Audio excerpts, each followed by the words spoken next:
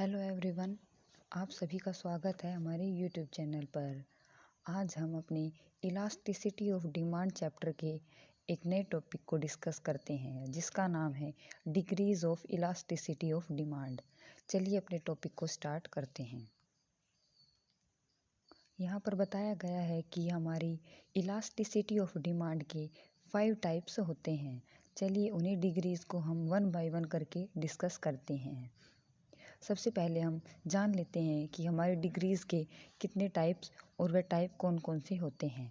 सबसे पहला है perfectly elastic demand, second is perfectly inelastic demand, third is unitary elastic demand, fourth is relatively elastic demand जिसे हम मोर elastic demand भी बोलते हैं, and last is relatively in elastic demand जिसे हम लेस इलास्टिक डिमांड भी बोलते हैं।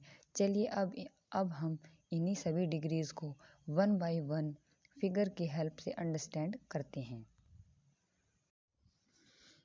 चलिए अब इन सभी डिग्रीज को वन बाय वन डिस्कस करते हैं।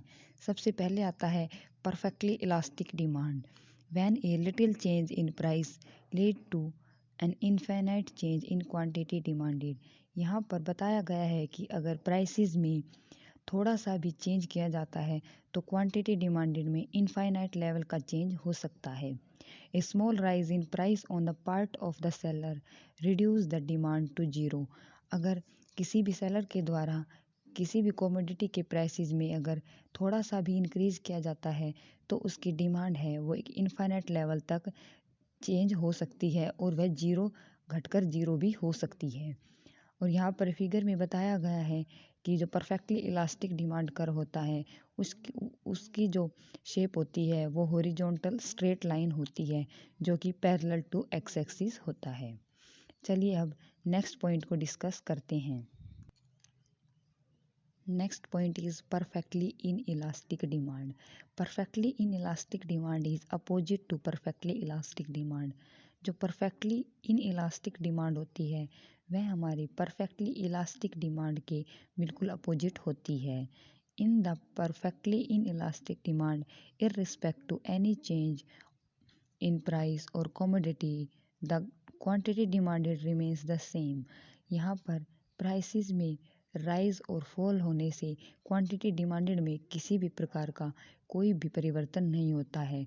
यहाँ पर हमारी इलास्टिसिटी ऑफ डिमांड वह जीरो के इक्वल होती है। And demand curve is vertical straight line which shows that there is no change in quantity demanded with respect to change in price। जो हमारा परफेक्टली इनइलास्टिक डिमांड कर्व होता है वो एक वर्टिकल स्ट्रेट लाइन होता है जो कि वाई एक्सिस के पैरेलल होता है। यहाँ पर अगर प्राइसेस में इंक्रीज कर दिया जाता है या फिर डिक्रीज कर दिया जाता है तब हमारी डिमांड में किसी भी प्रकार का कोई भी चेंज नहीं होता है। ऐसा हमें अपने नेसेसिटी गुड्स के केस में देखने को मिलता है। चलिए अब अपनी नेक्स्ट टाइप को डिस्कस करते हैं। Next type is unitary elastic demand, when A given percentage change in price level brings about an equal percentage change in quantity demanded, it is called unitary elastic demand। हमारा unitary elastic demand में जितना change price level में होता है उसी के equal ही change quantity demanded में होता है। The numerical value of unitary elastic demand is exactly 1। Marshall called it unit elastic. यहाँ पर यूनिटरी इलास्टिक में डिमांड है उसकी जो मॉनेटरी वैल्यू है वह 1 होती है और मार्शल ने इसे यूनिट इलास्टिक का नाम दिया है। The shape of unitary elastic demand is rectangular hyperbola. हमें यहाँ फिगर में भी दिखाया गया है कि जितना प्राइसेस में चेंज होता है बिल्कुल उतना ही हमारी क्वांटिटी डिमांडेड में चेंज होता है।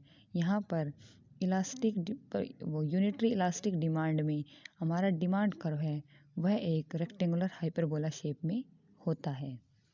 चलिए अब नेक्स्ट पॉइंट को डिस्कस करते हैं।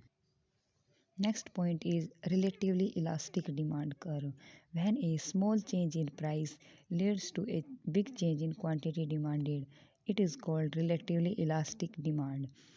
हमारी रिलेटिवली इलास्टिक डिमांड कर्व में ईडी है वह 1 से ज़्यादा होती है, यानी कि यूनिटरी इलास्टिक से ज़्यादा इलास्टिसिटी होती है।